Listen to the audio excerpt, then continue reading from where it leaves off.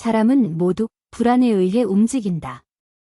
불안 때문에 새로운 것을 경계하고 우위에 서고자 하며 불안을 해소하기 위해 편하고 안심할 수 있는 방법을 추구한다. 즉, 두려워하는 마음도 무언가 하고 싶다는 의욕도 모두 불안 때문에 생겨난다는 것이다.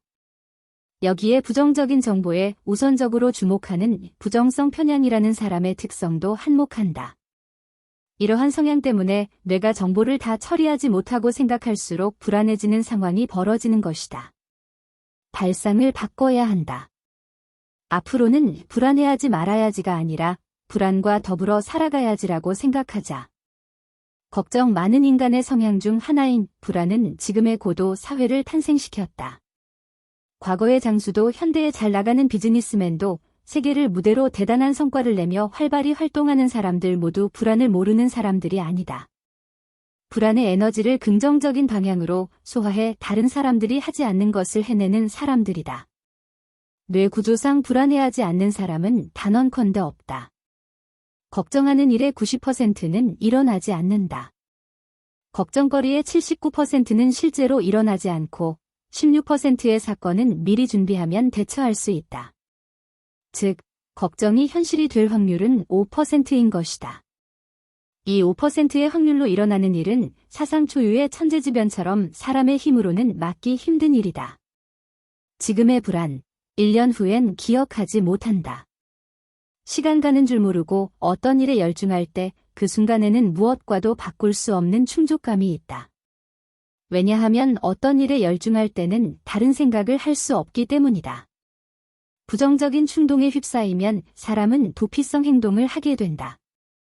전형적인 예시로 시험을 앞두고 공부해야 하는 상황에서 갑자기 방 청소를 한다거나 만화책을 쌓아놓고 보는 행동 등이다. 해야 할 일은 미루지 말고 바로 시작하자. 잘 마무리됐어.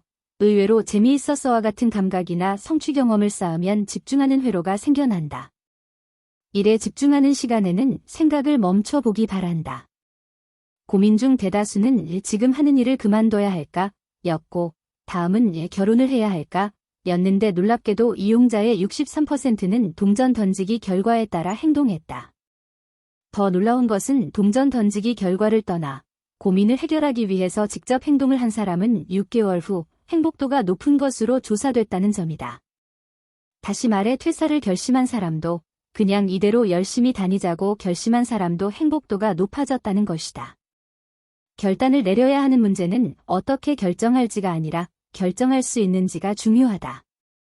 어떤 것이든 하겠다고 결정하든 하지 않겠다고 결정하든 일단 결정할 마음을 먹는 것이 결국 인생의 만족도를 크게 좌우한다. 쉽게 결단을 내리지 못하고 고민만 반복한다면 앞으로 3달 동안은 지금 하는 일을 계속하자 라고 기한을 정하고 이후에 그만둘지 말지 선택하는 것도 좋다. 중요한 것은 행동하는 것. 일단 기한을 정해놓고 행동할지 말지 정하자. 불안한 감정을 글로 쓰면 마음이 안정된다.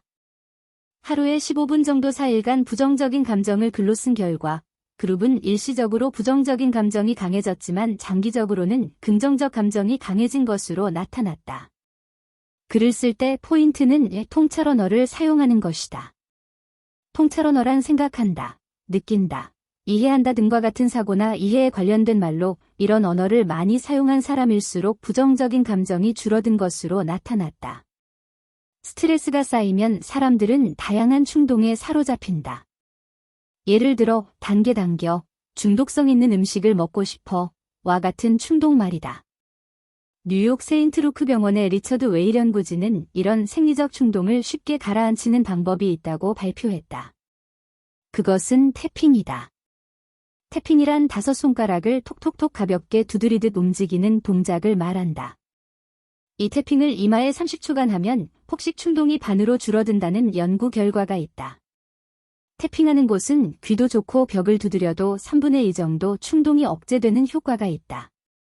이 방법은 의식을 다른 곳으로 돌려 시간을 버는 사이 이성을 작동시켜 충동을 누르는 원리이다. 일이든 취미든 무언가 잘 풀리지 않을 때는 스트레스를 받기 마련이다. 그럼 매사를 잘 풀어가려면 어떻게 해야 할까? 가장 좋은 방법은 누군가를 흉내내는 것이다. 어느 유명한 뮤지션은 자신이 신으로 떠받들던 뮤지션을 무작정 따라하며 음악을 했다고 말했다. 취미가 맞는 사람, 호감 있는 사람의 흉내를 내는 것이 몰입이 잘 된다. 흉내내는 건 좋지 않다고 생각하는 사람도 있을 테지만 흉내란 사물의 기본 정보와 핵심 포인트를 인스톨하는 행위이다. 중요한 포인트와 각각의 작업 의미를 이해하지 못하면 숙달 속도가 느리거나 경우에 따라서 고생은 고생대로 하고 헛수고로 끝날 수도 있다. 아날리티스 연구진은 우수한 사람일수록 무언가를 결정해야 할 때 자신과 취향이 비슷한 사람을 찾아 그 사람의 의견을 참고하여 신속하게 결정한다고 발표했다. 반대로 그렇지 않은 사람은 대중적인 의견에 따라 결정하는 경향이 있는 것으로 나타났다. 추억에 잠기면 뇌는 노화된다. 낡은 기억을 잊는 데는 새로운 행동이 효과적이다. 잠깐 휴식을 취할 때는 생각하지 말고 멍하니 있는 게 좋다. 가능한 일에 대해 생각하거나 게임을 하는 등 다른 것에 의식이 가지 않도록 하는 것이 좋다. 공부할 때는 중간중간 멍하니 있자. 더불어 단 한 명의 친구라도 좋으니 진심으로 신뢰할 수 있는 사람이 곁에 있는지가 중요한 것으로 나타났다. 새끼 고양이와 강아지 사진을 보면 집중력이 높아진다. 귀여운 것을 본 사람은 주의가 집중되면서 의식이 맑아져 집중력과 효율이 오르는 것으로 나타났다. 나는 왜 생각이 많을까 중에서